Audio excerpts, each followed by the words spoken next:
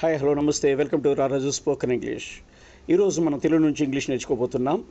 ఆక్సిలరీస్లో నుండి గతంలో చేసి ఉండాల్సింది గతంలో చేసి ఉండకూడదు అన్న సందర్భాల్ని మనం మాట్లాడతాం. గతంలో చేసి ఉండాల్సిన దానికి షుడ్ హ్యావ్ ప్లస్ V3 వాడతాం.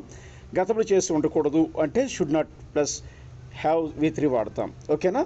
నేను బాగా చదివి ఉండాల్సింది I should have studied well. నేను బాగా చదివి ఉండకూడదు I should not have studied well.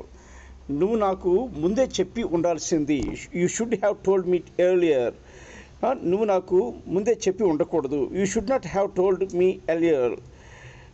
ఆమె పని పూర్తి చేసి ఉండాల్సింది she should have completed the work. ఆమె పని పూర్తి చేసి ఉండకూడదు she should not have completed that work. వాళ్ళు సమయానికి వచ్చి ఉండాల్సింది they should have come on time. వాళ్ళు సమయానికి వచ్చి ఉండకూడదు they should not have come on time. మనము ఇంకా ఎక్కువ ప్రార్థించి ఉండాల్సింది we should have prayed more. మనం ఇంకా ఎక్కువగా ప్రార్థించి ఉండకూడదు we should not have prayed more. అతను తన తల్లిదండ్రుల మాట విని ఉండాల్సింది he should have listened to his parents.